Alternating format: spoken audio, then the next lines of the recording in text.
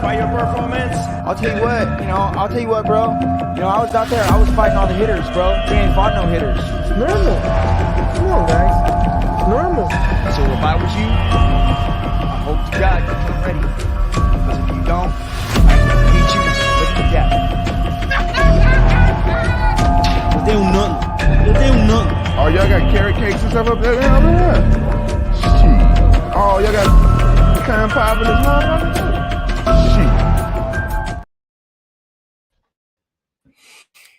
What's happening, Fight Week Show fans, Fight Week Show people? Them salute to all of you, man. Big up to everybody that's joining us live, everybody that's watching on playback.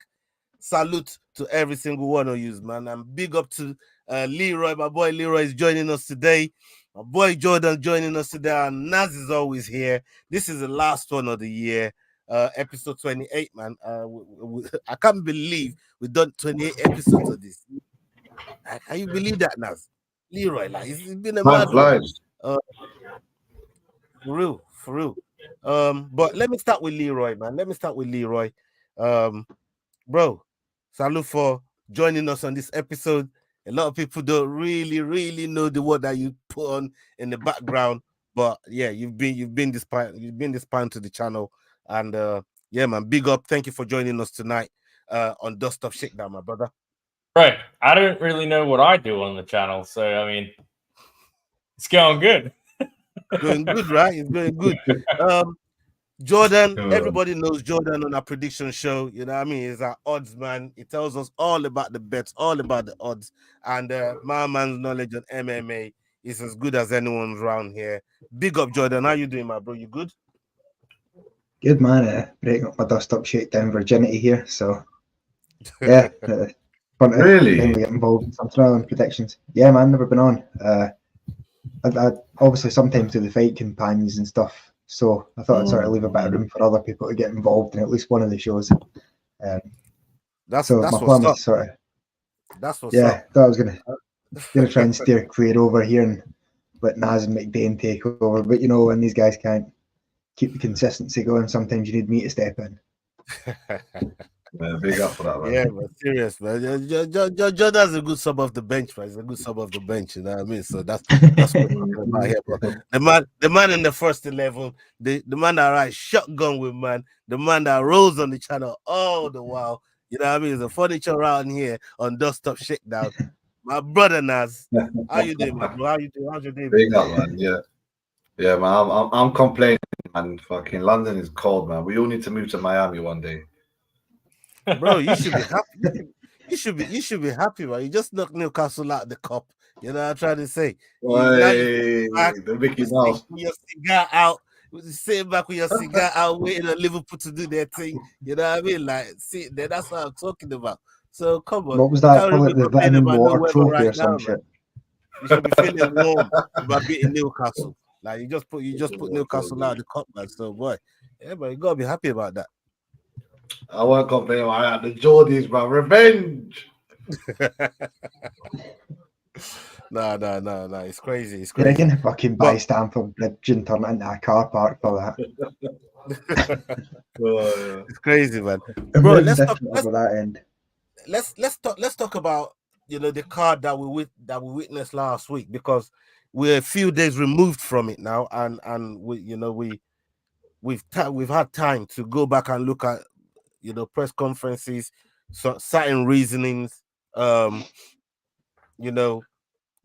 injuries they might be carrying, their state of mind, their excuses for losing, their excuses for we've seen it all. We've seen all different kind of things.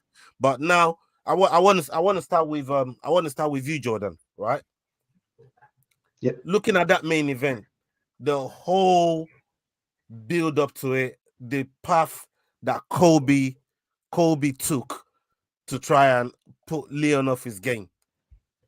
Now, when you look at when it's all said and done, now, what do you make of the whole thing? Like, was it even worth it? And then put in a performance like that. But please tell us what you think. Yeah, it was kind of a strange one.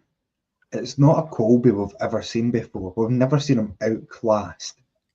Not like that. Like he looked about 10 rankings below Leon, as opposed to being the number 2 guy in the division. You know what I mean? And a thousand things could have went into that. Obviously, his It looked time like off. he was injured, and he wasn't hurt. But it Yeah, wasn't. yeah, it felt like he was coming into this after coming off of COVID or something. That's how he was fighting. You know what I mean? Like something just seemed off, and it could just be inactivity. It could be age catching up with Colby. It could, Inactivity, ring rust. yeah, but I think it's safe to assume that no one was quite expecting that. It just felt like Leon was sort of sparring with a new guy at the gym. Didn't feel like anything was really 100% the full fight, and it felt like whatever Leon wanted to do, it was fairly simple for him. Yeah, big time. Let me come to you, Naz, because when you look at the news that we've seen, and now, bro, this thing kind of hurt. It kind of hurt me a little bit because I'm down for meritocracy and treating the next man how the other man they're being treated. So, Belal, have you been hearing the things around Belal? So Belal was supposed to be the brother that was backup for the midweight, ready for backup for this thing. Yeah. Every time we've seen a backup fighter, they end up going to get number one spot. We've seen it time and time again. It's Belal's time now. And then I was out here talking about I don't know what the next man for Leon is. Leon's out here saying Belal ain't done enough to really stand in front of him. When them two, in a way, have some unfinished business. Let's face it, you know what I mean? It was a no contest. So, from your opinion, and you're a big fan of Belal as well, what's your take on this whole situation? And are they doing Belal dirty again? Are they doing him dirty? Well, I said nothing's again. been done. Yeah, again, because you're right. They already have done him dirty. I mean, nothing's been done yet. From the news you've been hearing, Shavkat is going to be out for a while. Belal followed protocol, made weight, looked good as well. So, he deserves the fight. But I can easily see the UFC effing him over, especially, there's a lot of things happening politically in this world that might not want them to push him. I could easily see them step him over, but obviously they'll take care of him financially and whatnot, which they probably did just for the weigh-in itself. But if they step over him one more time, I think it's also fair to ask, how do you sell that fight? Yeah, as a how do you big sell it? pay-per-view? That's the struggle. Bro, we've sold fights that are 1,000 times worse, 100 times over. Like, I'm I not don't sure feel that, like recently. and you just I that feel one like the just put it past in year. England. Put it in England. Really, that will I mean, you also have to consider that Leon's looking to go up to middleweight. Islam Makhachev is looking to take on Leon. Like there's bigger matches. Bro, if they market that fight, man. in England or in the Middle East, in Dubai, they'll sell out. That fight will sell easily. Pay-per-view wise, Put that fight, pay-per-views it won't do a thing. put that fight in Yas Island and they sell Yeah, out. but in Yas Island, they don't seem to be caring about the pay-per-view too much as well. It's not their. Yeah, I guess in the first middle, priority. that might be a good one for the Middle East because I think they already sort of get their money up front over there. It's just for them hosting an event there, and that might be able to cover it. But yeah, 'cause it won't sell a fucking single pay-per-view. No one's interested in that. Like, the fight was made and then called off, and no one was like, "Oh, please let us see that rematch." You know what I mean? Doesn't make a difference if it was over 5 rounds. I wanted no to one. see the rematch, but only because I thought Leon owed it to Belal. Yeah, It's but Leon's hardcores fault. and Leon's justice, fault. like people. If it was fair, then Belal should get It the wasn't next title Bilal's shot. fault. If it was Bilal's eye poke, then fair enough. But it was Leon's dirty, slippery Edward Scissorhands. It was a nasty eye poke too. Like, it's one of 3 those eye inches. pokes that you don't even need to look up. Like, you don't need to go and revisit it to remember. It's in your head, right? 100%. Yeah. Okay. Yeah, so, big up, Wolfgang. talking about Who you fancying next? Do you want Belal next? Everybody's in agreement that UFC is called to the matchmakers. They're called to fuck up Belal and move away from him as as the number one contender, weighing in as a backup fighter. So I think if you're the backup fighter, that's essentially an interim title holder. You were guaranteed number one contender. Yeah, this is it. yeah. So that's what I'm trying to say. That was different for him because they asked him. He said yes, obviously on the conditions that others is being provided as well. You know, when you've seen in the past the people that that have been able to do that, like even Volkanovski just did that and got that opportunity with Islam. Like, you know, you weigh in as a backup, you get your chance. For me, I think he should be given the chance to at least go and lose to Leon. All right, you might not make as much money, but as a fighter for the company, and he's, you know, he's filled in on some important fight for them that fell out, and Belal just said, you know what, fuck it, I'll jump in. He's done enough for that for them. So, and that's why I said again, I made emphasis on on them fucking him over again. I want to talk about Pantoja and Royval real quick with Leroy, because this is a fight that, you know, somebody with fight knowledge like yourself and you know, jiu-jitsu practitioner, if you like, you know what I mean, you engage in the gi business. What did you make of that fight? Did you was it high level enough for you, brother? It had everything. It was great. Like the exchanges were incredible. They put on a show. Like, it was basically what we all expected the main event was going to look like, really. Like, the co-main lived up to the hype. The main event didn't. I couldn't agree. I mean, when you look at that fight, and the one that still gets me is the amount of scrambles and hand fighting for the submission attempts. It's crazy how these guys are able to slip out of it. How, you know, how they're able to maneuver. The reversals are crazy. I love everything about. You know what? If they were to fight another 5 times, I'd watch it. Just, you know, just because of what they bring to the table. But it seems to be the thing in that division is it might be the most stacked division in the UFC in terms of talent and ability, because they all seem to be the most well-rounded fighters, and the contests are always, even if there's a decisive victor, you would want to see it again.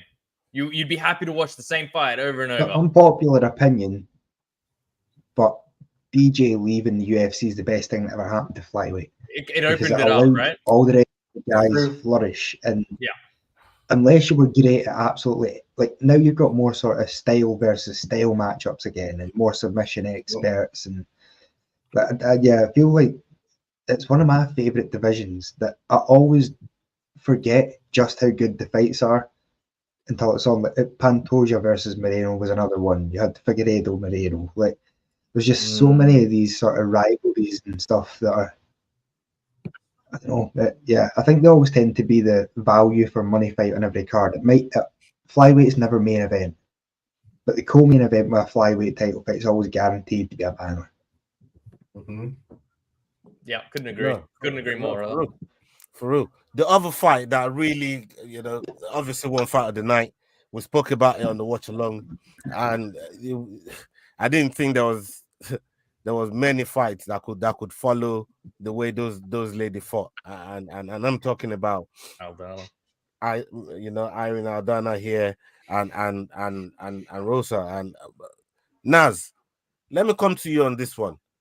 How hard those two women fought, especially when you're watching the fight live, and you're begging Irene to check them kicks, to not check them kicks for duration of the fight, and took all them leg kicks, bro. That's crazy. She didn't change stance as well.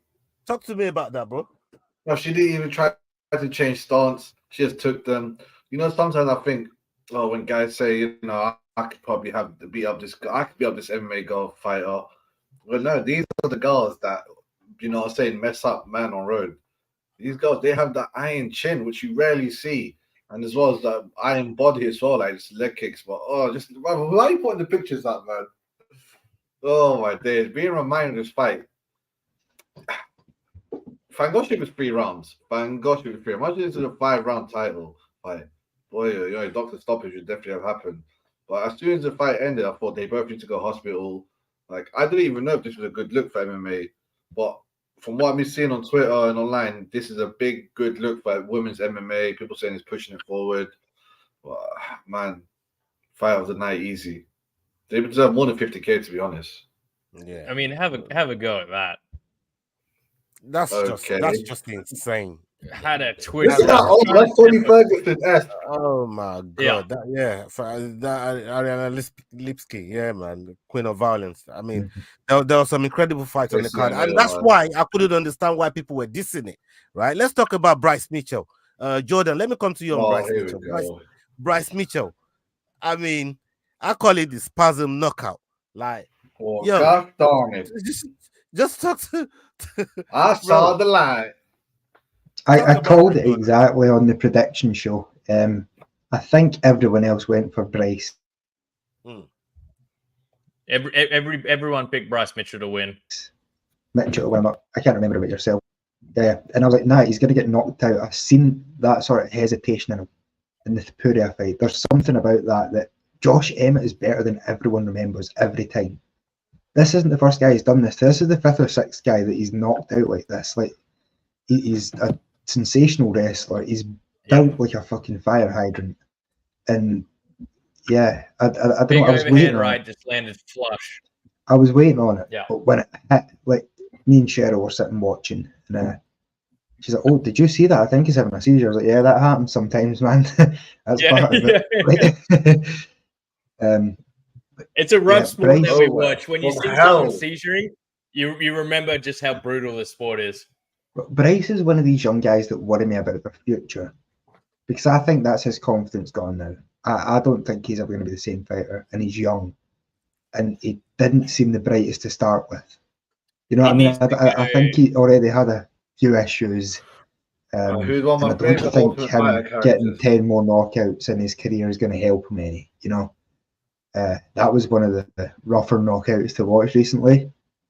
That being said, I won my bet, so fuck it. He needs to go to Thailand. Yeah. That's my bro. If he comes to Thailand, all he's gonna do is have little Thai babies. Yeah. Hey,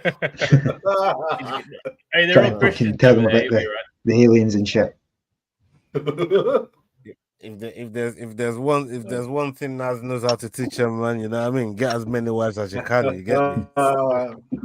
Go try, get high, and play until you got multiple wives. So, an irony. Naz uses his phone, but he's actually got a webcam studio through the back. He's Andrew Tate up back there, man. That's how he's living out in Morocco. Bro, stop baiting man up, fam. Nah, let's go to the next one real quick. The other fight that I wanted to talk about as well, and I think this, I mean, with Josh Emmett, I always say, like, that guy has got ungodly power for that division. For somebody in that division, he's got ungodly power. The other guy that had ungodly power, but faced someone with ungodly power, and I think it's a crying shame. If it was the card before, he would have got a bonus, because everyone that finished got a bonus. He didn't get a bonus this one. Cody Garbrandt face planted Brian Kelleher in that fight. I couldn't believe what I was watching. Cody was so comfortable. He looked so good. Again, he was showing us some leg kicks. Kelleher was finding them leg kicks. You know what I mean? He was showing up a lot of leg kicks. But when he delivered that knockout there, man, oh my, it's another, and it's a lovely walk off KO. And Cody loves his little walk off KOs, man. Dracula. What you say? What you saying about that one there? What you saying about that knockout there? How you feel about that one? You know it was. I mean, basically, we were all unanimous in how we thought this was going to go. Either Cody's going to get rocked on the jaw and the fight's over, or he's going to land a big one and the fight's over. And he landed the big one. It's crazy, man. It's crazy. But the one, let's stay with you. Let's stay with you here. The pay-per-view is going on because we picked it up from the top. But the pay-per-view is going on. They're panning on the guests. Strickland is there, you know what I mean, showing himself. I was out here live vouching for them. Remember, Naz, saying this man won't try and fumble the bag. No, they're gonna behave themselves. Remember, I said that, Leroy. I said these men are gonna behave themselves. Yeah, they can put them two rows between each other, man. Nothing's gonna happen. How wrong was I, Leroy? It was wild, man. I mean, you're 100% right there, but Sean Strickland is a madman. Yeah, 100% wrong. Yeah. You would think that he'd be more composed, knowing what's at stake. Like, I mean, you go back to what Dana's comments have been previously on stuff like this. Like, he really doesn't like it. Yeah. And it's he's never done anything about it ever, though. To be fair. Yeah. Like, if you go through each and every bad precedent, because if you allow this kind of thing to happen without punishment, then what's to stop anyone from brawling with anyone?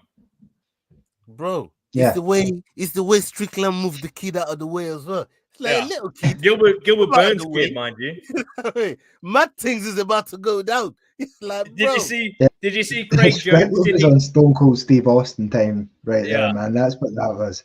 Craig Jones was sitting next to Sean Strickland, and Craig Jones was like ear to ear with a smile, watching what was going down. Naz, like talk to me, man. Like, you know, Drico's a friend of the show, and we're rooting for him. As far as I'm concerned, anyways, I'm rooting for him to win, to go on and win this middleweight title. Oh man, I like them both, bro. From your take on what you saw happen and what you know of Dricos, what do you make of it all? Well, Dracos is in the right, first and foremost. He wasn't, you know, apparently he was the, you know, antagonizer via verbal attacks. You know, sticks and stones break your bones, but words don't do nothing.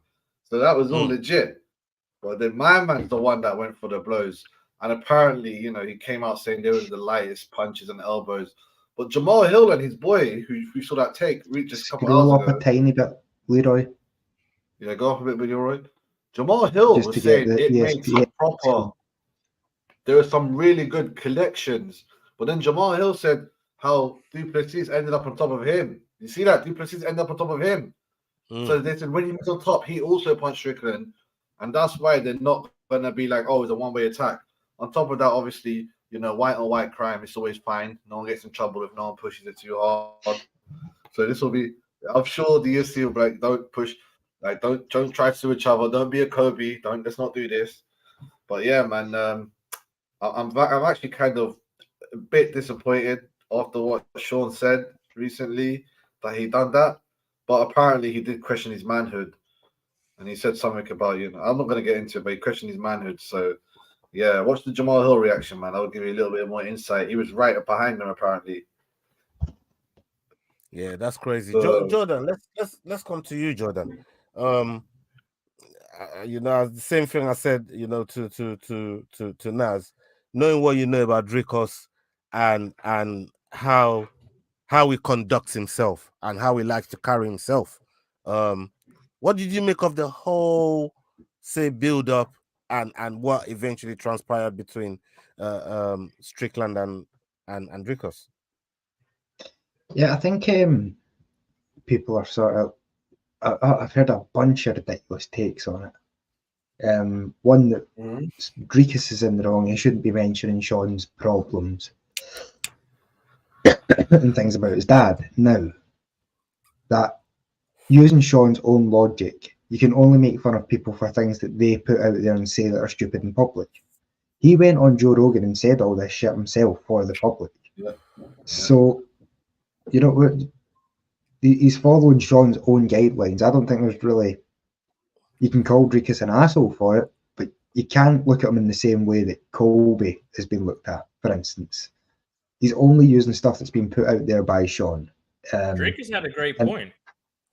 Dricos said, look, if it's that easy to get underneath his skin, like, what's the fight going to be? That's what I'm thinking, is this is a great sign for Dricos. Like I always say, sorry to cut you there, like I always say, the truth can never be considered disrespect. Yeah. Please carry on. Yeah, I think that if you look at what this is, it's part of the mind games that are leading up to a fight. And Sean's losing badly because he's showing how much it's getting to him. Just a minor sentence about his dad fucking him is enough to send this guy into an uncontrollable rage and not let him control his emotions. An interesting thing that I'd been hearing is that Greeks is exceptionally strong for a middleweight. And I think it sort of showed that because Sean just sort of bounced off him, didn't he? Yeah. Like it All those didn't punches, seem to it move. looked like we were watching WWE, the way that he was handling Yeah. the punches. Like, Yeah, I don't think he thought it through. I think it's hard to punch if you're flying in from above like a fucking eagle. But yeah, I think we should just accept it for what it is, and it's a mistake on the UFC's part to put them that close together.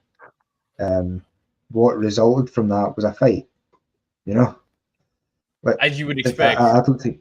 Yeah, I Because don't think we all have to read too 100% much wrong. into it, other than Sean has clearly been affected by all this shit. Yeah. Yeah. Mentioning that, I'm just gonna read this very quickly to the people watching. Big up everybody that's watching us live, everybody that's watching us on playback. Salute to all of you. Make sure you're hitting that like button. Make sure you're hitting that share button. Get us out there. We're trying to get the numbers up, so we are going to need your help and support for that one. Let me just quickly read this out, and this is Sean reflecting on the incident that transpired over the weekend. Sean says here, being on Theo Vaughn's podcast, he says PTSD can make a strong man weak or a weak man strong. Years and years of abuse just changes you as a man. The hate just doesn't go away. The sad truth is, I'm one of the millions, but I only matter because there's a camera in my face. Most people just suffer in silence and drown their demons in alcohol or drugs. Theo, thanks for saying you delete the video for me. I wanted you to. Hell, still kind of, but at the end of the day, it's life. So And that's in reference to Sean Strickland going on to Theo Vaughn's this past weekend podcast. And he opened up and he said he got quite emotional and still wants to. Yeah, still wants to. I don't think it's been aired yet, so I suspect it'll come out today or tomorrow. Okay. Shout out to Tighter Ginger. It says, shout out Gilbert Burns' wife saying Dricos was the one who said, let's fight now. And that was the trigger. That was bound to happen. Big up to the panel. Okay. No, Dricos said, let's fight now, and then they did. Spilling the tea there. Shout out Gilbert Burns' wife. All these Brazilian wives are on it. That might be the most random shout out we've ever had in this show, to be honest. If she was sitting right there. Yeah. So she's watching. Look, when for me, when you put them that close together with the kind of press conference they had, the animosity that's now building between both of them. Dana admitted he fucked up. Yeah, it's one of those that, regardless of what the outcome is, everybody wants to see that fight now. You know what I mean? Like, some people are even accusing them that they staged it. Does anyone on here think they staged it? Nah.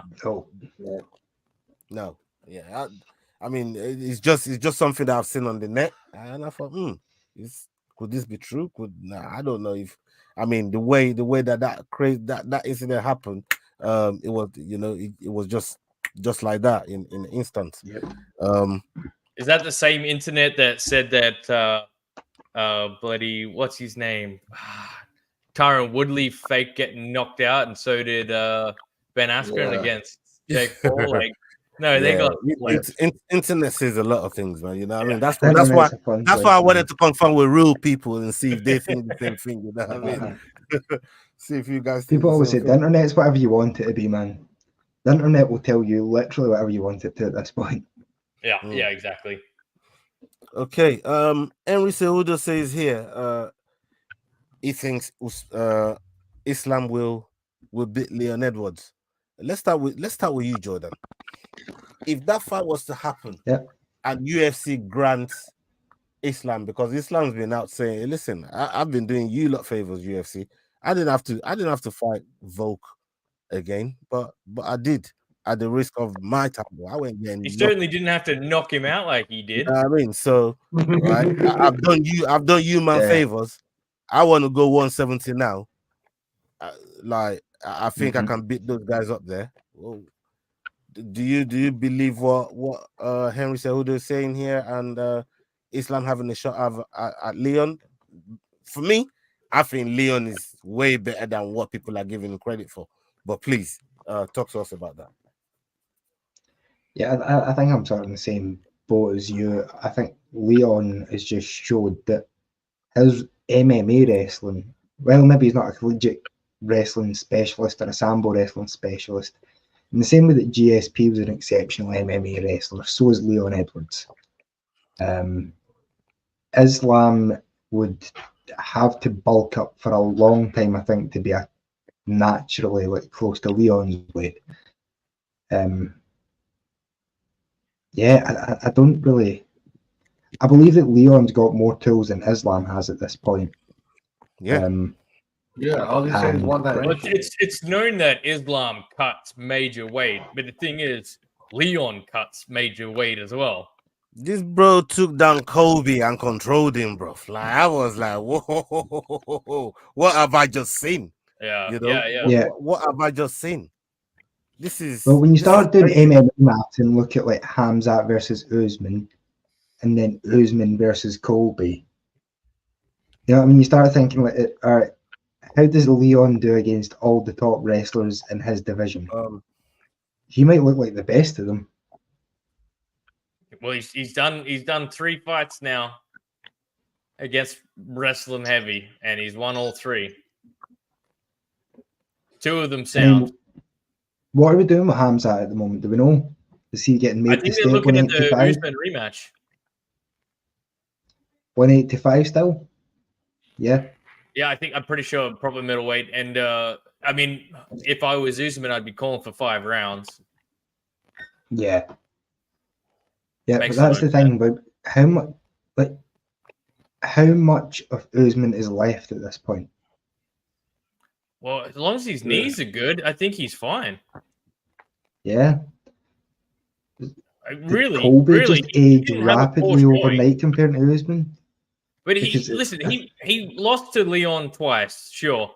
The second fight, technically the third fight, but the second immediate fight was a lot closer. He was winning the first fight, got head kick knocked out. Second fight didn't look like a guy who had his career trajectory changed by that head kick. He actually looked like he bounced back all right. Then he takes a short notice fight against Hamzat, a weight class up, and goes the distance and has a decent showing as well. So I don't think Sessions out on him yet. I mean, that's fair, but he's 36. Time starts speeding up at that age, doesn't it? It's true. And I mean, what you can't and lose it caught up to Colby, maybe. Yeah. I feel like Usman has to be close to the sort of gradual decline. The pendulum's going to start heading back soon. Yeah. Yeah, sorry, so I don't know. I had to attend to some family situation there. That's a nice shirt you got, by the way, Ola. Yeah, it's got to come to the post near you very, very soon, brother. It's got to come to the post near you very, very soon. So, coming soon. MVP is it's now on the UFC roster proper.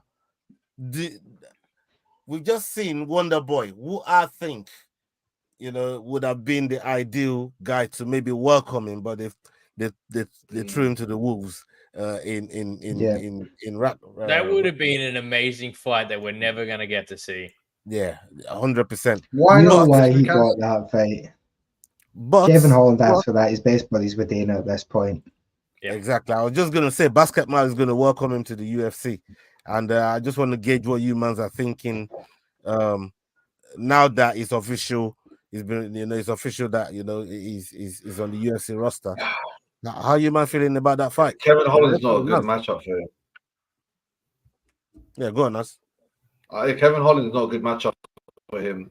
And he's already looking ahead. He's like, oh, I can't wait to fight Leon Edwards in England. It's be a massive fight. I'm like, bro, get over this guy first, then go fight Wonderboy, then beat someone who actually matters, like Gilbert Burns, and then talk about Leon Edwards. He jumped the gun already. I'm so shocked. Or is he just trying to build hype for his arrival? Say something outlandish to really promote the fact that you've joined the UFC. At 37 years old, when no one in the history from welterweight and below has actually had a belt at 36, 35 the last. That's Tyron Woodley, the oldest person. I think he was 36 or 34 or 5 and something. The oldest person to have a belt from welterweight below. Like, you know what? Yeah, I rate MVP for dreaming and selling it. If you're saying he's selling it and hyping it, but Kevin Holland, he is not an easy fight, especially if he's serious.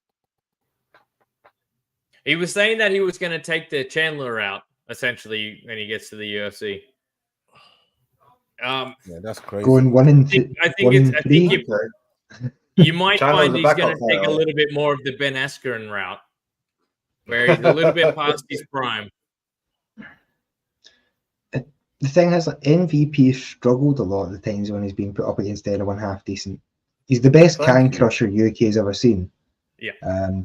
His highlights are sensational. But a lot of them against like 41-year-old Cyborg or a guy that was 8-16 in Bellator. Like I feel the MVP is an exciting fighter, but I feel like there's a good chance we find out that he's not top tier.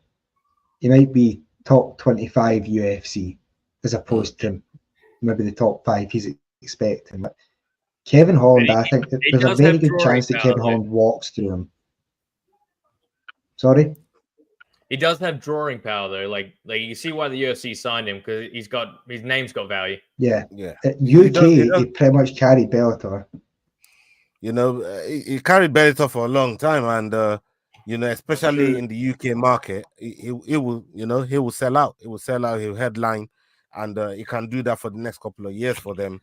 They know what they're getting when they come to England with someone like Paddy, with someone like Tom Aspinall, you know, with someone like MVP, even Leon Edwards as a champion. They know what they're gonna get. They're gonna sell out, and the English market is really, really good for them. Dana has already confirmed, you know, they're coming to England more than once in 2024. So. Manchester, that's healthy. That's healthy for English-based fighters. Maybe they'll do a stadium this time, and the tickets won't be ridiculous. Dana said how much he hates stadiums. He said, especially in England, where he can chuck it at any time. You know what I mean? Nah. He already said he's not prepared to take that gamble. I've seen him. They've asked him so many times. You know what I mean? Like, use Wembley. Mm-hmm. Wembley will sell out, but he's like, nah, I'm not taking that chance, man. I always do an arena. So it'd be good to see them go to Ireland as well. Yeah. That's always a fun card, especially if McGregor's coming back. The thing is, right now, the best Irish fighter that they got right now is fumbling the card. You know what I mean? He's fumbling the bag, man. So he needs to get shit together. Hey, careful what you say. You might get sued. Just careful. Yeah, man. You just need to get shit together, get in the cage, and do what people really know you for. That's it. All the other bullshit is just like Dustin Poirier will say. It's just noise. Oh, that's it. It's noise. It's just noise. Yeah. You know, get in the cage, do what you do. Ian Gary needs to hire Charles Sonnen as his promotional manager. Yeah, he should hire him full stop. Yeah. You know what I mean? Like, it'll point him in the right direction. So, yeah, man. Look, if they really want to push the Irish fight, like, Ian Gary definitely got to step up and just get in the cage and do work. We know he's good. We just want to now start seeing him consistently rub shoulders against the best guys in the division, and you know that's. I don't think that's a lot to ask for somebody that wants to be the best. We're about to see where the rubber meets the road. Exactly. You know, for someone that wants to carry Ireland on his back and be the best, You know, it's not a lot to ask. Give us Yep. fights consistently. What's You your would take think. on everything, Jordan? The whole Ian Gary thing. Yeah. I personally, I've looked into his background a bit and how he's not welcome anywhere in Ireland, really. Had a falling out with Cage Warriors after that, and then everywhere he's trained, he can't keep a gym. I think he's got all the talent naturally in the world, but I think he's believing his own bullshit a bit too much at this point. Yeah, he's drinking his own Kool-Aid. Yeah, I think the whole thing with his wife and stuff like that's another thing I didn't quite get. Strickland going after Ian Gary's wife the week before, but no one's allowed to talk about his dad molesting him. Yeah. Well, anyway, the other thing too is that didn't Ian Gary wear a mugshot of Jeff Neal? Jeff Neal. Yep. And like the public scrutiny that Jeff got over that, and then you're gonna go and be butthurt and say you're gonna sue a fighter for flaming you. I mean, sticks and stones, right? Sticks and That's stones. it, man. If you're gonna dish it, you best be prepared to take it. That's the fight game, man. Like I said, more to the point, even if you swerve the press conference or do the most minimum at the press conference, get in the cage and fight. Let your fight do the talking. Yeah. At least as fight fans, we still get the fight. You know what I mean? But trying to swerve everything is mad to me, bro. You know what I mean? Like, well, apparently he's had pneumonia, so I mean, you get a pass if you got pneumonia. Bro, I'm gonna, you gotta reserve judgment until there's different evidence. If that's what they said they had, then that's what they said. It just sounds like it was horrendous timing for him for all this shit blowing up. The coincidence is fucking crazy. Yeah. You know what I mean? But the people that's probably advising him told him, boy, if you really got this thing, you can use it to calm this, the storm, and let everything settle down before you get yourself back out there. But let's see what happens. Wolfgang essentially says he needs to get smashed out. Yeah, man, you need to catch up, man, for real. People, big up to all of you. We got boxing watch along coming up this weekend. Gonna be doing the watch along soon as I finish doing the Arsenal versus Liverpool game. We're gonna jump straight on the Fight Week show. I'm gonna do the boxing watch along, and we're gonna have a fighter guest on. So keep an eye on that. That's the game that Liverpool's gonna win 3-1. Yeah. Shut it. Liverpool. No. I'm praying. Like, Liverpool has been a bloody. They've been a pain in a blood clot ass. I'm telling you, bro, it's bad, real bad. And I want. There's nothing more than I want than a win this weekend, man. I just want to beat them once. I just want to beat them on Anfield. Like, bro, we ain't done this in fucking years, bro. You know what I mean? Like, we got so close last year, 2-0 up, and they drew us back to 2-2 with 10 men. Like, make it make sense, please, God. I'm begging you. I just want 3 points. I don't care how we get it. Just give me 3 points. But that's just me wishful thinking there, man. Wishful thinking. Nothing wrong with that, mate. Yeah, man. And I want to thank you boys for joining us tonight, man. Salute to both of you, man. And there's still prediction for this Friday, Saturday. Make sure you're hitting us up for that watch along. Anthony Joshua, Wilder, Danny Dubois, they're all on that card. And we're going to be watching it on the weekend. Come check us out. Salute, people. Up until the next video, we're out. Salute.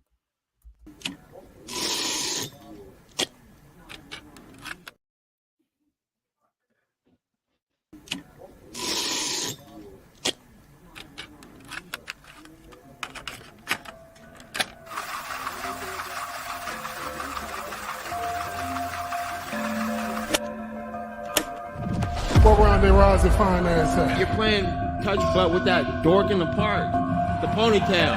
And I'm the one who ain't got no training partner? I don't think so. You seem to have it all figured out when we're